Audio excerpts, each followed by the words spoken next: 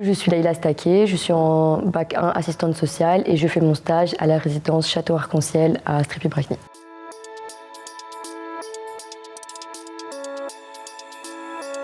Alors nous voilà à la résidence Château Arc-en-Ciel. C'est une institution qui accueille des personnes porteuses de déficience mentale, donc légère ou modérée. Donc suivez-moi, je vais vous montrer. Donc ici nous avons la pièce de vie, c'est la pièce où se passent du coup les déjeuners, les repas. Et c'est également une pièce de détente pour les résidents. Donc quand c'est les moments de pause, ils peuvent venir ici pour faire des jeux de société ensemble, regarder la télé, mettre de la musique. On a des tableaux avec les activités de la semaine et qui y participent. Ça leur permet de mieux se situer dans le temps, de savoir quelles activités ils vont faire dans la journée et avec qui. J'avais jamais travaillé avec des personnes portant d'un handicap. Donc mes attentes en arrivant en stage, c'était surtout de vraiment être dans l'institution, comprendre le fonctionnement, le rôle du travailleur social au sein de l'institution. Ça a été que bénéfique, donc j'ai découvert beaucoup sur les personnes atteintes d'handicap. J'ai découvert qu'ils étaient très autonomes, qu'ils pouvaient faire beaucoup d'activités, donc chacun à leur rythme, qui avaient plusieurs handicaps et que du coup il fallait être très attentif à leurs demandes, leurs besoins à chacun. Je me suis rendu compte que les bénéficiaires pouvaient être très attachants, que c'était très compliqué de laisser une barrière entre nous.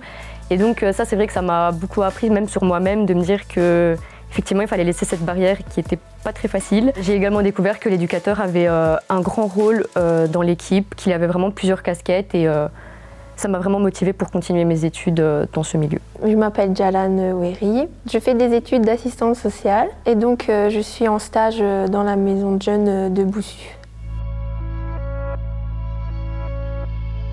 Ici pour l'instant il y a un atelier de savon, donc pour les jeunes, c'est surtout des enfants en fait. Ici c'est un autre espace où il y a des jeux de société, ils sont à la disposition de tout le monde, ils peuvent les prendre quand ils veulent.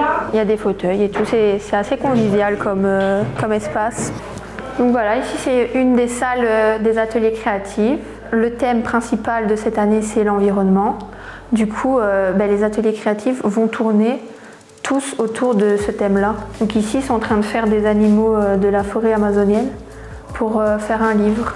Et ils ont dessiné eux-mêmes et ils ont créé une histoire. Voilà. J'ai découvert que c'était bien structuré, bien organisé et que c'était il y avait vraiment beaucoup d'activités et plein de choses à faire. Et je me doutais pas de ça en fait, qu'il y avait autant d'activités. Là-bas se déroule un atelier d'audiovisuel, un atelier guitare, un atelier piano, un atelier batterie. On est vraiment sur le terrain, c'est de la pratique en fait, t'es dans le terrain donc t'exploites tout ce qu'on t'a appris. Ce qui est bien, c'est que dès la première, on a des stages, du coup on a directement un pied sur le terrain, on voit directement si ça nous plaît ou pas et si les études nous plaisent. Pendant le stage et après, on a eu des supervisions collectives, donc c'est des moments d'échange avec un professeur et des étudiants qui sont dans le même secteur que nous pour leur stage. On parle des situations qu'on vit, on a un point de vue beaucoup plus professionnel de la part du professeur et même des autres étudiants. Ça nous permet d'avoir une vision plus large sur le stage. Ça m'a aussi appris qu'il fallait vraiment apprendre à se connaître. Parler de nos émotions, c'est une chose que je faisais pas du tout dans mes supervisions ou dans mon rapport de stage. Et du coup, mon superviseur m'a montré que c'était vraiment important de dire ce qu'on ressentait et comment on vivait les situations en stage.